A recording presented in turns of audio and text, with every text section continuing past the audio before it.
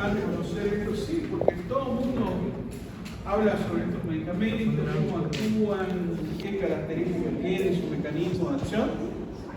Pero una de las situaciones que tenemos que saber de la tos, la fisiopatología de la tos, ¿no? Está relacionada principalmente con la defensa de las vías aéreas respiratorias y todas estas características histológicas, podemos decir, que forman parte del objetivo terapéutico. ¿Okay? Por ejemplo, el transporte ciliar, hay medicamentos que pueden bloquear el transporte ciliar o pueden aumentar el transporte ciliar. El clearing alveolar, el depósito de partículas dentro del aparato respiratorio, reflejo defensivo contra agentes bacterianos, bueno, está relacionado con el sistema inmunológico. Entonces, las defensas de la vía respiratoria, tenemos muchas estructuras histológicas que están relacionadas con ello, ¿no? ¿Cuál es el mecanismo defensivo de las vías aéreas? Tenemos el sistema mucociliar y el clearing alveolar. ¿Qué se relaciona con el sistema mucociliar? ¿No? Es un sistema escalador compuesto por células que forman la mucosa y van a secretar moco. ¿Se acuerdan de estas células que van a secretar moco en el aparato respiratorio? ¿Cómo se llaman? Se llaman las células caliciformes. Células ciliadas, y bueno, la producción de moco está relacionada con agua, mucopolisacáridos, electrolitos en la formación de este sistema. Por supuesto que hay que preservarlo y conservarlo. El clearing alveolar depende del drenaje linfático, transporte mucociliar, bueno, está relacionado también con el flujo sanguíneo y células que tenemos, como por ejemplo los macrófagos, los leucocitos, los monocitos, en las características generales de un clearing alveolar adecuado. ¿Qué pasa cuando el clearing no está? O sea, cuando la eliminación no está funcionando, ¿no? O sea, fisiopatología respiratoria. Hay un aumento de líquido principalmente. Pero bueno, esto está relacionado con clearing alveolar y el sistema mucociliar. ¿Cómo funciona el reflejo de la tos? Centro tusígeno vulvar, una vía aferente vagal, inicia con una inspiración profunda, relajación del diafragma, contracción muscular, de la glotis cerrada, por supuesto, aumenta la presión de la vía aérea en fase progresiva y por supuesto viene a hacer la expulsión abrupta, aérea y de secreciones de la fase expulsiva. Todo este proceso está relacionado con el reflejo de la tos, ¿no? Bueno, ¿qué causan? Tenemos muchas cosas que causan la tos, ¿no?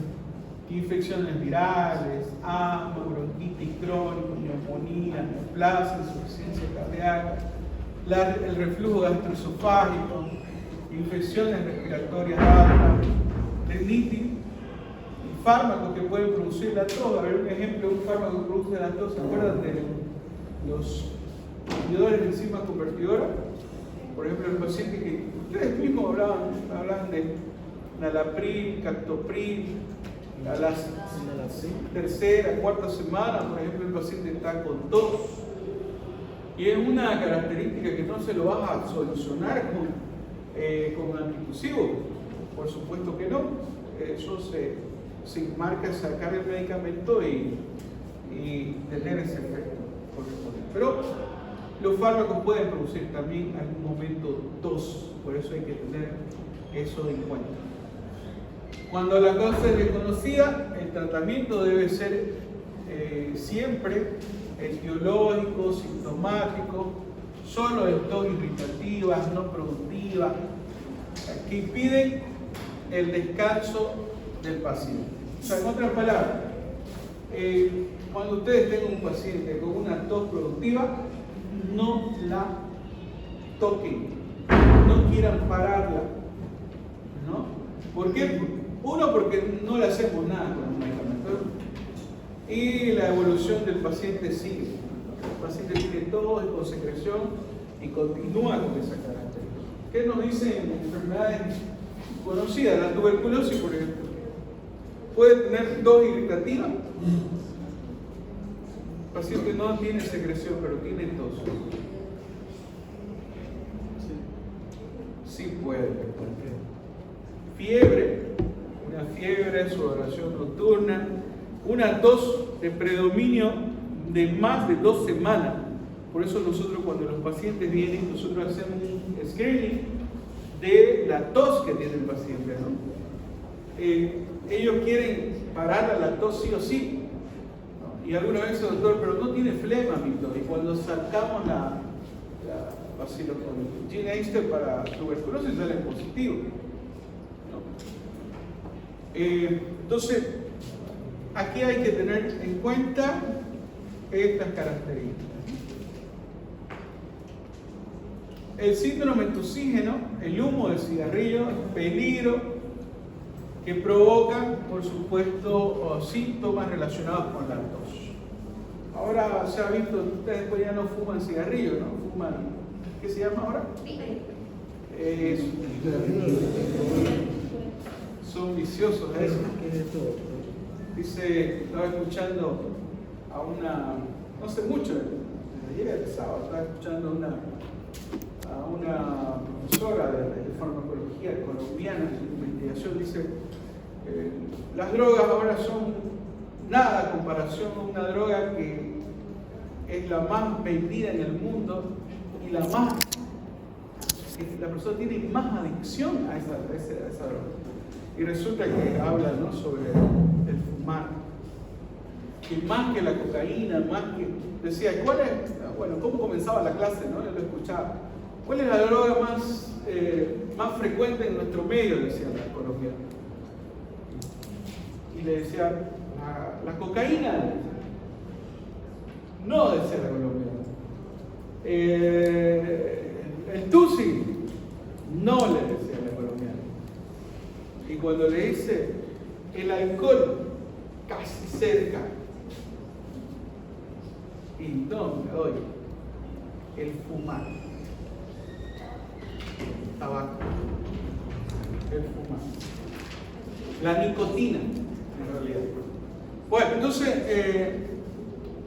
interesante, ¿no?, lo que nos dice. ¿Por qué nos dice eso? Porque está relacionado con la adicción, el querer fumar. Uno comienza a fumar un cigarrillo, después aumenta y va aumentando las características de hacerlo. Hay una maniobra de esta, se llama Eileen, seguramente que la han visto en algún momento. Se cubrir el puño contra la otra mano y presionar hacia arriba, ¿no?, y hacia adentro. Esta fuerza es suficiente para levantar el diafragma y está la característica de una maniobra de obstrucción de vía aérea superior.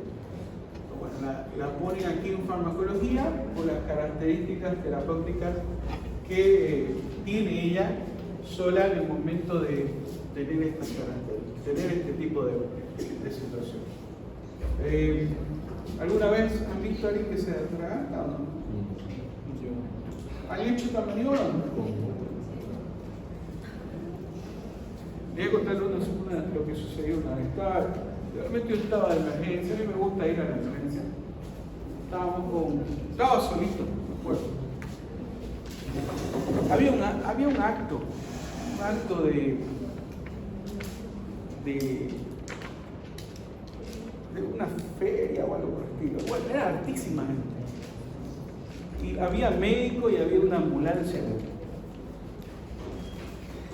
El paciente llegó cianótico todo, ya queriendo irse ya el paciente. Estábamos más o menos a unos 5 minutos, 7 minutos donde me lo trajeron, ¿no? Y las doctoras no pudieron pudieron hacer esta maniobra. ¿Pero por qué? Porque el paciente medía casi 2 metros y era así.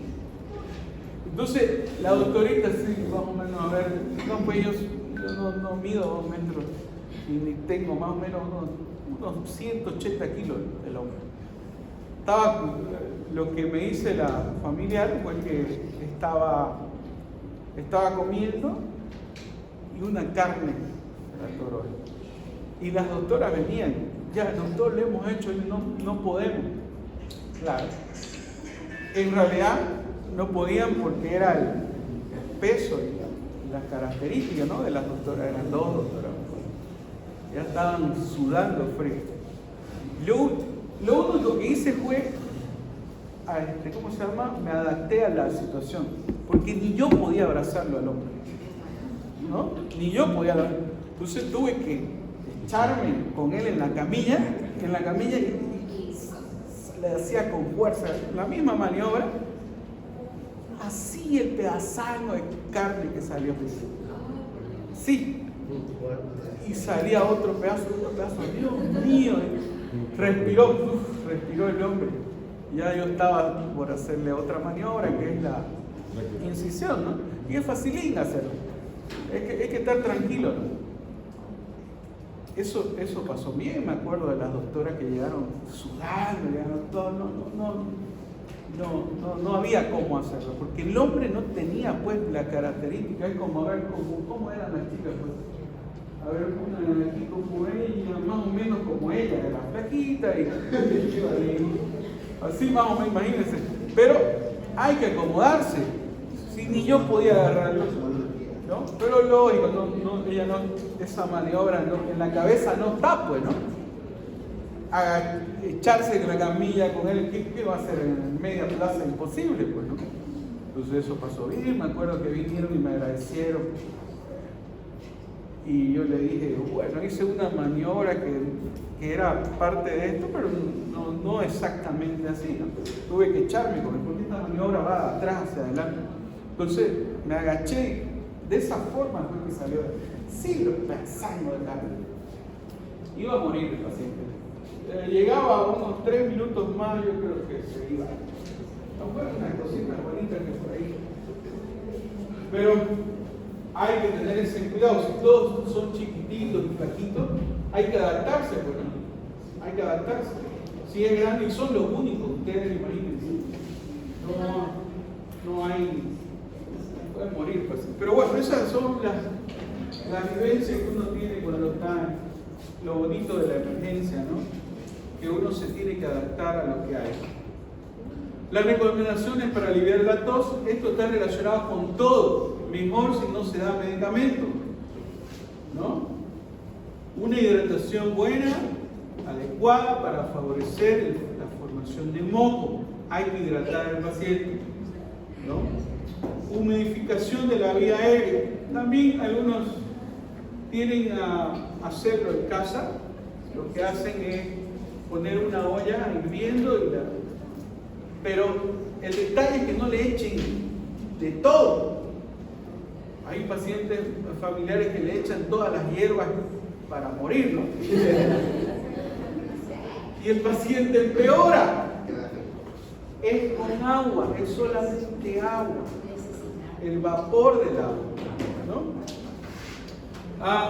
La reposición en posición semifogle, despejar el cuello de la ropa, aseo de las fosas nasales si hay aguas con agua salina, mantener la habitación bien ventilada es muy bueno, ¿no? Aunque las características tienen este tipo de situaciones. Entonces, estas son las situaciones. Ustedes con estas recomendaciones es mucho mejor que dar una medicación. Así se lo digo. Harrison tiene un tema especial de tos solamente, que habla no sé cuántas paginitas son, creo que son unas 70 paginitas. Habla solamente de tos. Y a lo último te dice, mejor si haces este tipo de situación no farmacológica, está relacionada con una evolución favorable del paciente.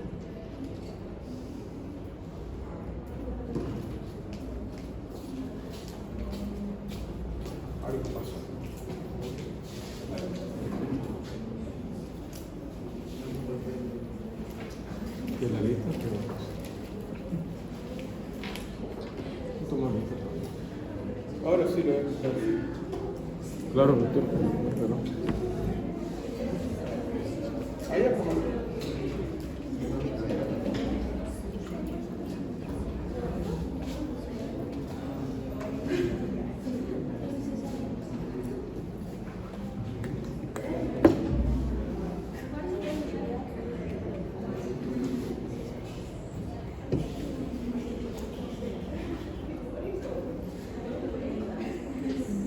Bueno, estos fármacos se clasifican en fármacos modificadores de la secreción bronquial, se llaman, ¿no? Algunos son mucolíticos y otros son expectorantes. ¿Ok? Los mucolíticos modifican las propiedades físico-químicas de la secreción traqueobronquial para que la expectoración sea más eficaz y cómoda. Y los expectorantes estimulan el mecanismo de expulsión del moco porque aumentan el movimiento ciliar o el reflejo toxígeno o el volumen hídrico, ¿no? La eficacia real es muy cuestionada en las bronconeumopatías agudas. Por eso que los pacientes con neumonía, a ver, vean ustedes, con los pacientes con tuberculosis, neumonía, fíjense en el protocolo si hay medicamentos para la tos en su tratamiento. No hay, ¿no? No está demostrado su eficacia. Eso lo dice Harrison, ¿no? En la terapéutica. Entonces, es cuestionada, esto sigue nomás en la actualidad pasada. El tratamiento por ejemplo, de secreción bronquial, los antibióticos para suprimir el factor infeccioso, broncodilatadores en caso de un componente espásmico, la broncoconstricción, hidratación adecuada y fármacos reductores de la viscosidad o mucolíticos. ¿Cuáles son los que se utilizan actualmente? ¿No? Tenemos la N-acetilcisteína, se utiliza mucho actualmente. Tenemos bromexina, broxol, que son principalmente mucolíticos. El estimulante de la hidratación y de la secreción también están relacionados con esto, ¿no? Estos son los agentes mucolíticos. Me dirán, doctor, vamos a aprender todo. En realidad, los más importantes son la N-acetilcisteína, y estos son derivados tiólicos y derivados de basicinas, son ambroxol, el más utilizado, ¿no? Vienen a ser los más utilizados en nuestro medio. Entonces aquí tenemos la N-acetilcisteína, que es lo que hace, produce mucolisis, secreción, un mucolítico, útil en estado de hiperviscosidad, con antelestasia pequeña, o con nada útil en bronquiectasis, mucoviscosidad y sobreinfección, ¿no? No está demostrado, pero en su característica de función. Por acción directa deprime la función ciliar y reduce la exacerbación de la bronquitis crónica. Tenemos en ampollita de 3 ml 300 miligramos. Vienen en sobre, pero también vienen en jarabecito, ¿no? También están dentro de la presentación. Nos dice que en intoxicación por paracetamol, la N-acetilcisteína es su antídoto. Tenemos en ampollita N-acetilcisteína. Buenísimo, re bueno. Aumenta la secreción mucociliar, por supuesto, y está relacionado con un tratamiento efectivo en este tipo de situaciones. La bromexina o ambroxol nos dice que en dosis alta estimula la secreción bronquial, es un mucolítico. En bronquiolitis crónica tiene acción contradictoria, no se utiliza prácticamente.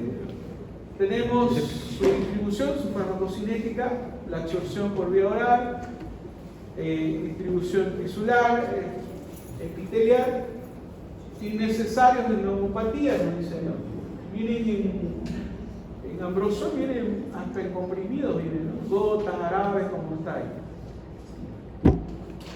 Tuve una vez una pacientita, una niña, hija de una doctora, pediatra, tenía varios frasquitos de Ambrosol.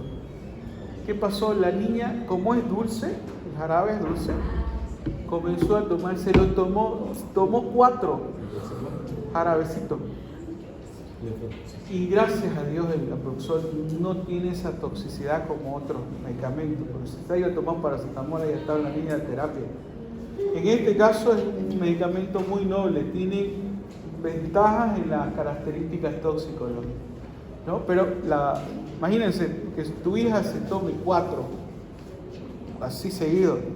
Los frasquitos lo tenía ahí, ¿no? Llegó a la emergencia, estaba yo haciendo la rotación de tóxico en japonés, me acuerdo, y nos llegó un paciente así.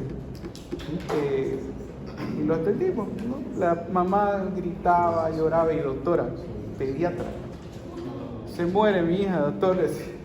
Bueno, pero son las cosas que pasan, pues, ¿no? Y es un medicamento noble. Ese ratito nos pusimos a investigar y comenzamos a sacar deducciones cómo teníamos qué teníamos que hacer en los protocolos, ¿no? Entonces, eso está relacionado con el Ambrosol. Estos son fármacos expectorantes. Ya no lo utilizamos prácticamente, ¿no? Pero, o sea, fármacos que estimulan a la tos, en otras palabras. Ya no hay estos fármacos, solamente quedan en la historia. Pero, igual tenemos en combinados, ¿no? En combinaciones. Por ejemplo, derivados de guayacol, hay en combinaciones de medicamentos jarabes para la tos. Pero ya no utilizamos, ¿no? La mayoría ya no se utilizan, pero en algunas situaciones está. Por ejemplo, el cloruro de amonio puede ser con el guayacol, ¿no? Vienen combinados, pero ya no lo utilizamos. Nauseativos tampoco. Pequeñas dosis tienen efectos expectorantes, ya no se utiliza. Tiene un nombre, se llama ipecacuanha. Es un jarabe que se lo utilizaba para intoxicaciones, o sea, provocaba el vómito. Como provocaba el vómito, nosotros agarrábamos y se los dábamos. Pero ¿qué pasaba?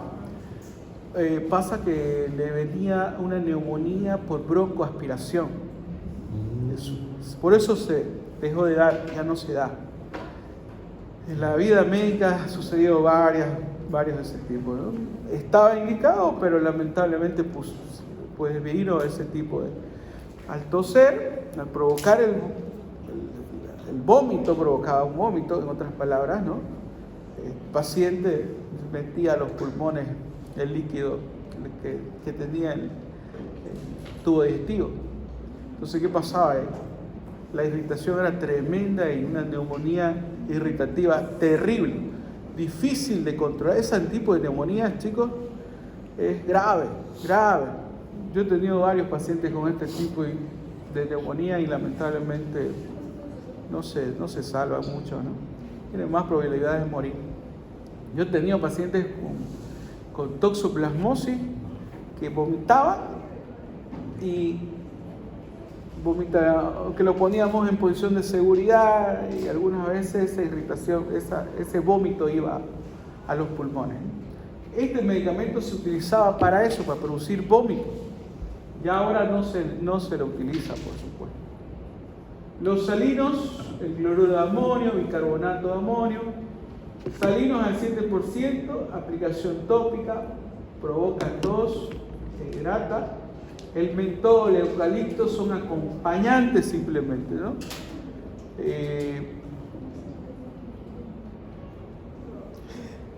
Y esos son mis alumnos. Ya. Entonces tenemos ya los derivados, los expectorantes derivados de guayacol, que vienen en jarabes, convierte la tos seca en tos productiva y menos frecuente. Por vía oral produce inflamación bronquial, ¿sí? Innecesarias broncopatías agudas. Como les decía, Ya no es tan necesario utilizarlos, pero sí los tenemos como fármacos. De acción directa, esenciales, bálsamos, de acción expectorante y bálsamos con estos tipos de compuestos. El eucalipto y el pino, dicen, ¿no? En realidad, hasta ahora no sabemos si sirve o no sirve, ¿no? Pero hay. Los de eucalipto te dicen, ¿no? Hay un expectorante con características normales y valen más caro que una más que una denstrometorfana, por ejemplo. Sí, igual que la mica. Para vomitar. Para no vomitar. Para no vomitar.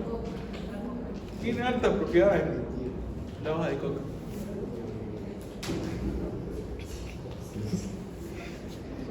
Bueno, aquí tenemos antitusígenos opiáceos. De todos estos, los que se utilizan actualmente es la codeína y el dextrometorfano. ¿Ok? Los antitusivos no opiáceos, bueno, también los tenemos: clorperazina, clorfenadol, levodopa. Estos ya no lo utilizamos. Los opiáceos con más uso, bueno, aquí tenemos uno, se llama codeína. ¿Qué es lo que hacen? Deprimen el centro vulvar, están contraindicados en insuficiencia respiratoria. Como antitusivo, la codeína es un opiáceo patrón, dosis terapéutica alejada de la dependencia y está contraindicada en el asma. Hidrocodeína y noscapina. La noscapina sigue utilizándose en algunos lugares del mundo, ¿no? Nosotros no la tenemos. Derivado del jugo de opio, eficaz, comparable a la codeína, no deprime la depresión respiratoria y a dosis alta el efecto pueden venir efectos colaterales, ¿no? De los opiáceos. El que se utiliza es este, ¿no? Principalmente. Este es el que tenemos, es un sintético de la morfina también, ¿no? Opioide. Es un antitusivo de elección, eficacia clínica como la codeína. Y este está relacionado principalmente con menos efectos secundarios porque no pasa la barrera hematoencefálica. No produce el efecto de los opiáceos normalmente central. En niños, este es el medicamento de elección sin expectoración, o sea, sin secreción, dextrometorfano. Ahora, niños que puedan botar, ¿no? Por si acaso, porque no podemos inhibir la tos. Acuérdense que solamente lo podemos utilizar en una tos sin expectoración. No le podemos dar dextrometorfano a un niño de 6 meses, por ejemplo. Imposible. Tenemos horrores tenemos, ¿no? Algunos, ¿no? Le meten dextrometorfano. Los niños en edad que no pueden expulsar, no se le tiene que dar ningún medicamento de esto, ni uno no sirve. A lo máximo que podemos llegar a una nebulización para hidratar, digamos, ¿no? Con agua, como dijimos hace ratito, una hidratación normal, con agua. ¿Para qué? Para aumentar el clarén alveolar, o sea, aumentar lo que es todos los líquidos a nivel de las vías aéreas superiores. Me dirán, doctor, pero no es lo mismo asma, ya hemos visto asma, que una crisis de este tipo, de tos, está relacionada con otras características fisiológicas, ¿no? Ahí está, miren, reducción leve en secreción bronquial, pero estos son bien exclusivos en este tipo de patologías, ¿no? ¿Verdad?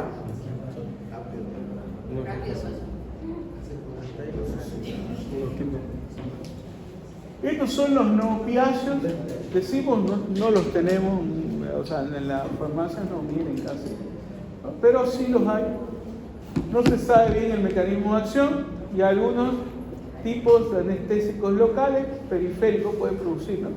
Otra acción hipotética central, como antihistamínico, anticolinérico, no tenemos datos específicos, por eso ya no dejaron en los protocolos de utilizarse. ¿Qué nos dice en conclusión clínica? La tos del resfrío común no conviene eliminarla. Acuérdense de eso. Otro, tos leve con expectoración no requiere tratamiento. Mejor hidratar y hacer la humidificación, como les dije hace ratito, ¿no? Tos seca persistente requiere medicación previa consulta. Hay que ocultar al paciente. Me dicen por teléfono, quieren, mira, Juan Carlos, está mi hijo así. No, pues hay que ocultarlo, hay que mirarlo, ¿no? ¿Por qué? Porque se nos puede complicar a una neumonía. Mejor dejarlo ahí y decirle traerlo, lo vamos a revisar y si es posible se le da una medicación, ¿no? Si no, no. Los productos antitusígenos tienen combinación irracional. Eso tendríamos que hacer una investigación aquí en Bolivia, ¿no? Antitusígeno hay una montonera. Y cuando uno lo mira, ¿cuál es el más barato? Es 180 bolívares. ¿No? Y el dextrometorfano que vale 30 pesos, creo, no lo usan. O sea, le meten de todo. Antihistamínico, le meten mucolítico, N-acetilcisteína, le meten una mezcla de todo. Eso hacen aquí, ¿no? Si haríamos una investigación,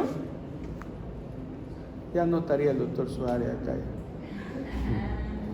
Las farmacéuticas son las que dan más plata en el mundo, ¿saben ustedes, no?